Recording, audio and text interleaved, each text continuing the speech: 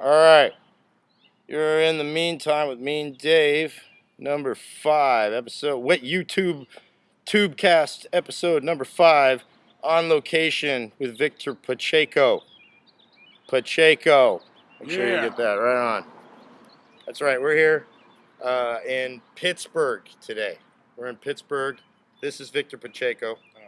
We're in the parking lot out here in some suburban neighborhoods. Pittsburgh, for those of you who know, it's not only in Pennsylvania. There's also one in California, and that's where we're at right now. We're here early before a comedy showcase that we have on, what's the date today? Today's April 8th. At EJ Fair Brewing Company. I'm going to point. I want to make sure I point on camera. It's over this way. It's over here at EJ Fair Brewing Company. It's the Brouhaha Comedy Showcase run by Justin Lafferty, good friend of ours. And headlining is Denise Young, who I was supposed to get a ride with out here, but I couldn't find a way to communicate with her. So in a panic, I hit up my buddy Vic, who was also on the show, and hopefully she got word that I don't need a ride and is not waiting outside in my driveway thinking I'm at the house like she did last time I got a ride with her. But yeah, so we're here, and this is going to be, you think it's going to be a good show? I think it's going to be a great show. There was that guy in his mid to late 40s who was giving us a pep talk inside of the brewery. That guy is somebody you haven't seen. He was a dude. We just were in there. I was taking a crap. While I was taking a crap, I walk out, or I mean, after I not while, I wouldn't, if I was taking a crap and walking out of the bathroom, it would have been, grounds to call the law. But I was done taking a crap, walked outside, and Victor was talking to a gentleman, with white, black, whatever, doesn't matter, but he was a black gentleman in a camouflage baseball hat, and I didn't see what he had on his T-shirt, but he was basically not harassing Vic, but just telling him very sternly talking to him about his hat. Tell him what he was telling you about the hat. Well, he was just telling me, that I can't show up at a place with a just ordinary hat. I have to show up with a spectacular hat. Like, if this guy knew anything about comedy, he would know that, this industry doesn't pay much at this level, and can't really afford a new hat like that. But, he was still very kind and friendly and giving me the pep talk I wish I had. A little too friendly. Too friendly. Yeah, he probably had some beers. Some of the EJ Fair beers. Once he got wind, we probably should have told him we were comedians, which is really something people shouldn't do when they first meet people. But Vic had told him, or no, we both told him in a way, because we was telling him to stay for the show. He wasn't going to stay for the fucking show. He had some beers in him, and he had an agenda. He was going off to do it. But he gave us advice anyway in comedy. If I could remember correctly, it was be you. Be you. Give all you got. Give it. Yeah. One of the things he said, if there's someone with a tooth left in their mouth, you haven't done your job. Don't know exactly what that, but I think he meant beat the shit out of him with comedy, with laughter, something to that effect. He was telling us a story about, as a kid, his brothers tricked him into looking into an oven that they had with a head in it. Is that what I don't know if it was a human head. I'm assuming. I think he said it was a mannequin head. Okay. He said something about the one where your mom puts the wigs on, but my mom doesn't wear a wig. That. So I just figured one's mom. Yeah, it was a hat. It was some kind of there was a hat involved in it. But anyways, for those who don't know, Victor Pacheco, he's an aspiring comedian, just like myself, from the Bay Area. Tell him, give him 200 words or less. Give him your life story, Vic. Go. I was born in Redwood City. I went to high school in Redwood City, and I lost my virginity in Redwood City, and I'm probably going to die of a heart attack in Redwood City. No, I'm just kidding. Been doing comedy for a year and a half. I live in San Carlos, and I've been, going to faraway places like Pittsburgh to do comedy or attempt comedy. So it's by Hercules, by Concord. This is where Pittsburgh is. For those who don't know. Yeah. Has a downtown that looks very classic. There's a lot of old buildings here. There's you can tell that money used to be here because there's a yacht, boats. There's a lot of boats out here, but they don't get a lot of use. It's a place with some kind of bay that goes nowhere. But yeah, it's a strange atmosphere out here because you don't know exactly it looks. It looks like it has its elements but it's just like they're like right across the street from the good elements. Um, but yeah, we're doing this comedy show here today, and yeah, there's nothing you can do about it to That's stop right. it. It's going down. But yeah, so Victor's he's been doing comedy. Victor's what I would like to one of the things when I first let's explain how we met. Victor, I first met at he hit me up online after an open mic that I did out in San Jose called Branham Lounge. It used to be run by Butch Escobar and Danny Allen and Ben Del Castillo. It was an open mic that literally looked like it was in hell, because of the red lighting, the bar, some of the atmosphere. There was a fireplace with a fire going on in it usually, and most of the time, the lighting of the stage looked like some kind of a wax museum, a haunted wax museum lighting where you couldn't even see the comedians' faces. And most of the time, the comedians were either ignored. They didn't really get a fair shot. They then brought in a DJ, had a spotlight, and had some of the good elements that made the show a little better. And then they took those away. And then it was a strange thing because it was a trial by fire in a lot of ways. How to perform there, how to get people's attention and then keep it and then make them laugh. I had a particularly okay set one night, and Victor saw that. And on that same night, Victor was antagonized by a comedian who does a lot of antagonizing joke stylings. I don't want to say his name, but let's say it rhymes with Pend and Pinch. How about that? Pend and Pinch, we'll call it. So Victor, in his frustration, well, not his frustration, but afterwards he messaged me how much, and had insight into my set and all this stuff, and was really positive about it. And right afterwards proceeded to tell me all the negative things he thought about this other comedian, which I had to agree. All of his insights confirmed a lot of the things that I said, only I would also add positive things to that. He had nothing positive to say at that time because he was pissed off. That's when Victor, if you've ever seen him, he looks like a guy who'd get really pissed off. Yeah, he gets on a run. But since then, I hung out with him and then gave him some bits of advice of how to, basically go about if you're really going to do this. And unfortunately for him, he actually listened. And he also then did some things. I told him, I said, if we're going to be friends in the comedy scene, you have to actually do this on your own, and I'm not going to do it for you or tell you or pay lip service to you. And sure enough, he did that. And the next thing you know, we ran into each other at our little theater. Yeah. Yes, and hung out and went to an open mic at the Lariat after that. At which point, I was sort of treating him like a comedy Frankenstein Rocky, if you will, where I was pumping him up, telling him, "You can take this crowd, you can do fun, you'll do," and you did a good job that night. I remember. Yeah, funny. Had a good time. It's always good times with Dave. Not always, but I mean, most memorable. Yeah, it's always memorable with me and Dave. Always. Like right now. I don't bullshit him. I try not to bullshit my friends. And if I'm bullshitting you, hey, whatever. You got to figure that out. So yeah, we're here. It's again Tuesday. It's a nice day out. A little warm. Very warm. A little warm for the spring. Got some pretty crazy weather lately. Oh yeah. Vic is wearing a suit as he does at a lot of these types of shows. Sometimes he's not wearing a suit. Sometimes he's in his civilian clothes. But explain to them a little bit about the suit. The suit. Well, I didn't really dig the suits. I thought just it was just for special occasions when you wear them, and that was early on when I was doing comedy, and then lo and behold, I'm at the Comedy Store. I'm having a conversation with Jeff Ross while we're smoking some perps.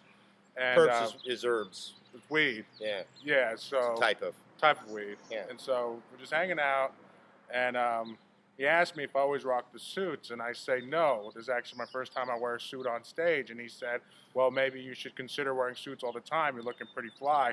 I actually told another professional comedian about him wearing suits all the time, and now he only wears suits. And so I thanked him for not name dropping everybody, and he said, you're welcome. And ever since then, I've been wearing suits, and yeah, that's the story. And Tony Sparks, also Sparks. A comedian mentor of ours, mine more than, he likes Victor, but Vic doesn't know him as well as I do. But Victor, he saw it without even knowing him. Tony saw a picture of him wearing this suit at the Mardi Gras, I believe it was. Mardi Gras. Yeah, Mardi Gras. Yeah, and he said, "Who is that?" And basically, that's my buddy Victor Pacheco, funny new comedian. He goes, whoever he is, tell him to keep wearing that suit. It's working for him. And when Tony Sparks' advice usually works. So that was a good thing for Victor. I guess one of the things I should mention, because I never mentioned in any of these podcasts, or YouTube casts, I should call them, as I have been coining that phrase. I don't really mention the gigs we got, whatever, because I like to keep this stuff to be timeless. But I do run a show in Newark, California. It's a town kind of like Pittsburgh, where where are the people? Pro. Yeah, got a heckler here. Fucking guy. So I run a show in Newark, California, at a place called Love at First Slice, and these shows are every first and third Friday of each month. Right now we're at April 8th. We just had our first Friday show on April 4th. Last Friday, it was a great show. We had co-headliners Ben Feldman and Shanti Charan, and guest host Iris Benson, and a good lineup. There's Jeremy Talamontes, Tuesday Thomas, Christopher John, and John DeCoven. John DeCoven. That's my invitation. But this next one coming up on April 18th, my good friend Victor Pacheco is going to guest host again. You're the second. You're the only person who has guest hosted twice now at the Slice. Oh wow! Yeah, he's going to do. And we have a headliner, Mario Montez, who's a really good guy who he introduced me. Well, we met through positive things that I heard from Victor Pacheco, and we have a lot of other mutual friends. But we also got the Laugh Gang guys, Andrew Arolfo, David Namiar, and Mark Smalls, as well as some other comedians. Ben Del Castillo's on it, and I mentioned one other thing. Oh, Nicholas Hoffman from up north. But we got some great shows coming up there. And again, it's every first and third Friday of the month in Newark. And if you want to see a great free comedy show at a place with good pizza, all right, and I'm talking about these shows ain't just like, your run-of-the-mill local comedy shows where people charge $15, $20 for, and you're like, these people, we never heard of these people. These are people that you still haven't heard of, but you're getting to see them for free. And then when you enjoy the show, that's when we solicit and hit you up for donations, tips. Because yeah, you got it for free, but we're like, you got laughter? Like this crow right here. We're going to hit this asshole up for tips right after this fucking this tubecast if you ain't fucking shutting the fuck up. Fucking asshole. So, you got, whatever. Fuck him. Oh, everybody's a critic. But no, so like I said, it's a good show, and it's going to be going on for who knows how. I mean, it's been going on almost a year now. But yeah, so Tom and his family, they run this great show. We got a lot of regulars, some of which are probably watching this right now. I want to thank you for all the love that you've been showing that room. And but yeah, it's been one of those things where it's actually, I thank the audience more than the performers, because it's one of the places where a lot of performers have come and have been really appreciated, and especially people who have had rougher times in coming up in comedy. People such as Paul Sanford, who I've seen have great sets there. I've seen Jonathan Ott have great sets there. I saw even the guy that you don't like right now, Joe Bates. He had a good set there when I was not sold on Joe Bates. And it was because, well, the guy jumps on people's backs. He jumped on his back. I'll just say that I don't hate Joe Bates as a comic. I just hope terrible shit happens to him. Yeah, as a person, he hates him. As a person, he hates him. If he tries as a comic. And these are all aspiring comedians, which are the worst. Real guys that actually make their living at this shit, they can afford to be assholes like that. If they jumped on your back, you'd be like, thank you, sir, may I have another? But no, not when they're, just your everyday next door nobodies that we all know that have day jobs and all that shit. But like I said, let's not get off on a tangent here. The shows, Love at First Slice, they've been really good. And so I just want to put that plug in there for this show. And just go there for some pizza. They got great entertainment there all the time. They got bands and all kinds of, they got like Jazz Wednesdays. They got karaoke on the other Fridays. It's family karaoke. There's no cussing. And the comedy shows, there's cussing. The karaoke, no cussing. Family. But yeah, so it's been, and I gotta say, that's been a really good show. Also, another show that Victor helps me run, it's a weekly show. That's out in Livermore at Sanctuary Ultra Lounge. That used to be run by Sarah Krisman, my good friend, who had to, again, jobs call. And you gotta, I don't have a job right now. I really need one. But when work calls and you can't do something, she handed it off to me. And now myself and an assortment of people run shows there. I just coordinate all the hosts, but they run them there for me. Victor's one of those guys. Every third Thursday of the month, he runs it. I run them on the Thursdays. Nobody else can run it. There's Jonathan Ott, who's been running some. There's Jeremy Curry. Jeremy. I'm going to say a bad word right now. Jeremy, the cunt Curry. As I like to call him. He likes to call me meaningless cunt for fun. He hasn't called me that in a long time, which I thank him for. But he runs some of those shows, and and we've been having Rudy O even ran a show. We're about to do a show this Saturday with Rudy O at his Looney's Barbecue show, which he does, I believe, every second Saturday of the month. Yep. We're just plugging shows away here because I've just been forgetting to do that shit. But who knows? Again, we don't know. Maybe somebody will see this and be like, hey, I heard about that show on that shit Dave was doing that wasn't funny, and where he's just talking all out his ass and whatever. Yeah, that's right. You might see a show because of this. That's right. But we're about to do a show tonight. It'll be early too because it starts at 7 and it's still daylight out. We're in daylight savings or daylight losings time, I should call it, because we lost an hour earlier. They really should be honest about that. Is there anything else I'm thinking of? I was gonna go see I want to see the new Captain America Winter Soldier movie. Please shoot me. It's not. I really shouldn't be seeing movies that really. I'm not 13 anymore. We really should grow up. Speaking of which, I actually am thrilled to go see Rio 2 in 3D. That's going to be legit. And that's more of a kid's movie. But that's an animated movie. I know, but I'm going to see it when school's happening, so there's no kids in the audience. So that'd be sweet. So he can go get high and watch the movie. You see what I'm saying? And these kids won't scare me when I get scared too during the movie. Who says weed stunts your growth? Doesn't. So, that being said, I'm trying to remember if there's anything else that I wanted to bring up and blast on any points here, because we're really trying to kill time before this whole shindig starts. And I thought, well, what better way to kill time than to film my buddy here a little awkwardly sweating out here in the parking lot. And fucking dying. We're in public and getting heckled by this fucking crow from a distance. This guy really does. This crow really has a thing or two to say. I gotta tell you, the crows in Hayward, they're pretty hardcore. I had to go do some what do you call it, work release in lieu of jail, cleaning up the trash and taking the trash out of trash cans, putting them in other trash cans, and then taking those trash cans to the condenser bin. I learned these crows, they eat flamin' hot Cheetos in Kennedy Park in Hayward. The squirrels there are not to be fucked with either. So, and these are like the squirrels in Oakland. You don't fuck with street squirrels. This squirrel was yanking himself through a barbed wire fence, and then when I saw it, I was like, holy shit! There's a squirrel just like it was Nom, just pulling himself through this barbed wire fence. And he looked at me, and I was looking at the squirrel, and he's like, "What the fuck are you looking at?" And I'm like, Jesus Christ! I didn't know squirrels could talk, but that's what he said. Also, another sign of the apocalypse, my personal apocalypse. Woke up today. There was a swarm of bees outside my parents' house. No shit. A swarm of fucking bees. And we don't want to kill them because the bees are dying as is. But there was like thousands of them swarming in this tree above, and I've never seen something. I used to be deathly afraid of bees. Killer bees, to be precise. But these didn't look like they were killer bees. They definitely could be killer bees if you pissed them off. And luckily they were too high to be pissed off at that point.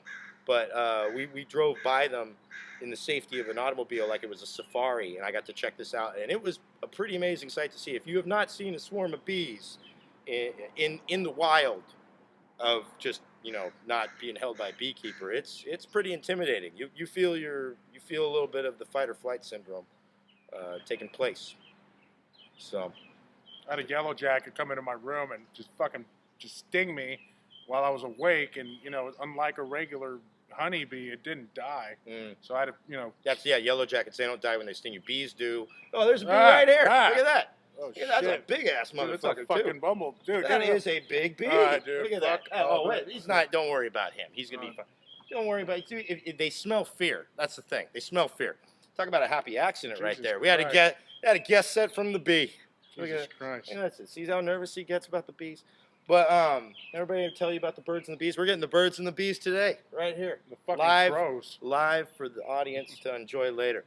That's not the first time that wildlife has come into the. Well, I would say wildlife. My buddy's dogs were making cameos during the last YouTube cast. If you checked out the WrestleMania edition, highly recommend. Highly recommend you check out all these YouTube casts. This one's gonna be short because I don't have that much battery life on my computer.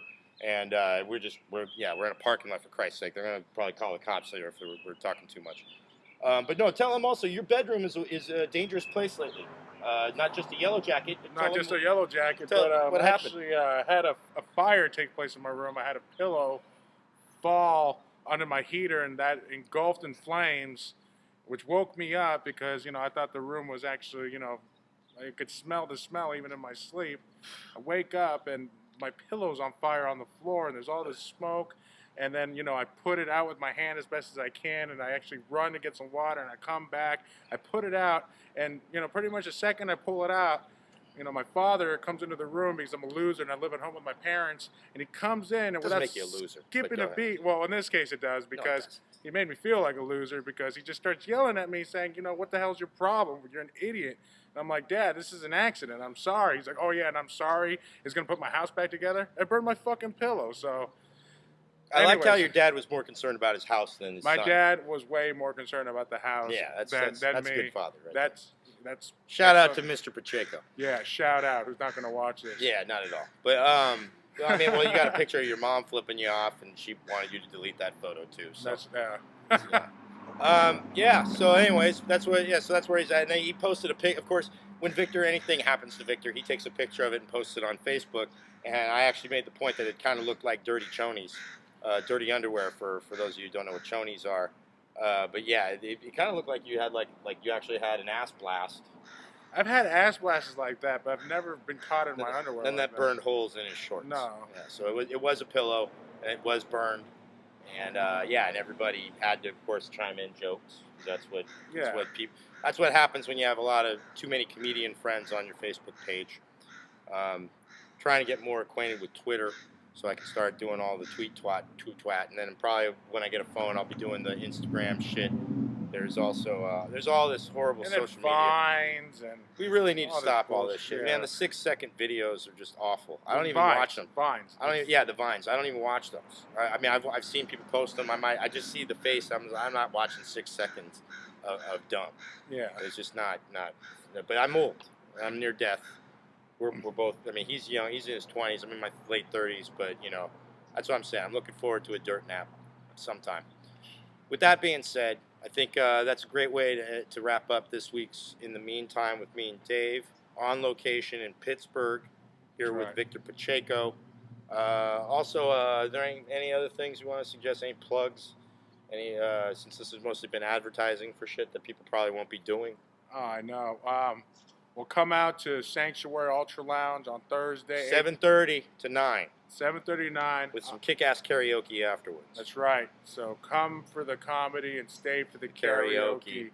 Thursday, and then October 17th, 7:30 p.m. October 17th. Oh shit, April 17th. He doesn't even know where the fuck he is and what he's doing. Just come every Thursday. Sanctuary Ultra Lounge. There's always comedy shows. He does the third Thursday of every month. You ain't gonna remember that shit. That's when he hosts. So if you want to see him, but if you want to see me, or you want to see any of us, or you just want to see some jokes by people you don't know any of us, just come show up 7:30 at Sanctuary Ultra Lounge on Thursdays. And on Fridays, first and third Fridays, if you're stuck in Newark, chances are you need some reason to laugh, because Newark's not a place to be stuck in at 8 p.m. on a Friday night. But first and third Fridays of every month, come watch the comedy show at Love It First Slice. They're in Old Newark Boulevard and Mayhew's Landing, right next to the grocery outlet. You can get some cheap groceries. Or wine, some candy, all that's at the grocery outlet, and then come for the excellent pizza and all that shit, and we tell jokes, and they're pretty good. And I got some good headliners coming through this summer. If any of you guys are if this makes any difference, it might change your mind. Got some good fucking headliners coming through this summer. So beyond that, I think we probably should head in. I might have to take round 2 of my dump. So what about you? Probably no shits? We just need to check in. We need to check in. 10 minutes before the show starts. Yeah, 10 minutes before. Well, the show probably won't start exactly. You know how these comedy things go. Oh, yeah. But I want to thank you. Thank you very much for being in the meantime there, people. And we'll catch you soon next week, folks. Look at that, only 24. This is more efficient meantime. Maybe you'll get 2 next week. That'll be shorties. We'll see. We'll see. I don't know. We'll see how I feel. All right? Is that cool? Is that cool, Vic? Cool. Yeah. All right, man. See you guys later. All right, you're in the meantime with me and Dave, and this is an update. Just to let people know, since that last YouTube cast was filmed, there was unfortunate events. Love at First Slice, the venue that I mentioned where I do the first and third Friday shows, they had a fire. It's very unfortunate. It was an accident. Nobody was hurt. It was in the morning of one Sunday, but they won't be having shows there until the repairs are made on the house, repairs are made on the building, and they're able to reopen. So we wish them the best of luck and all that, and we're very sorry to hear about the accident. But again, nobody was hurt, and things can be rebuilt and all that. And they're a very strong, resilient family who run the business, Tom, Kelly, the Thomas family. They're all really awesome people, so I want to wish them the best of luck and getting that all going. And I also have a cold, or I'm getting over a cold, thanks to Sacramento. So Sacramento can eat shit. It's just a horrible climate in California. I guess, I don't know, you can't use air conditioning in a car in Sacramento because you'll get a cold. Beyond that, I think that was the only thing. I just wanted to add that addendum because the one show where I plugged something finally, remembering what's going on and remembering that hey, I'm plugging shows and I tell people about the shows. That very week, the place burns down, or not the entire place, but whatever. So yeah, and then I go to the NA convention in lieu of it, and thinking that, oh, okay, this is my higher power telling me I should go to the NA convention, Burning Desire, up in Sacramento, and I catch a cold, and it was all right, it was good, but it really tested my recovery, and the irony that an NA convention got me sick, and the theme was Burning Desire, and it left me with a burning desire to get high. Thanks a lot, Narcotics Anonymous. But yeah, no big deal. I'm fine. So yeah, everything's going well. Other than that, we'll be back with another in the meantime after this week. So enjoy. I hope you enjoyed this week's episode. A little shorter than normal. On location, all that shit. So yeah, whatever. I'm in my room. Talk to you later.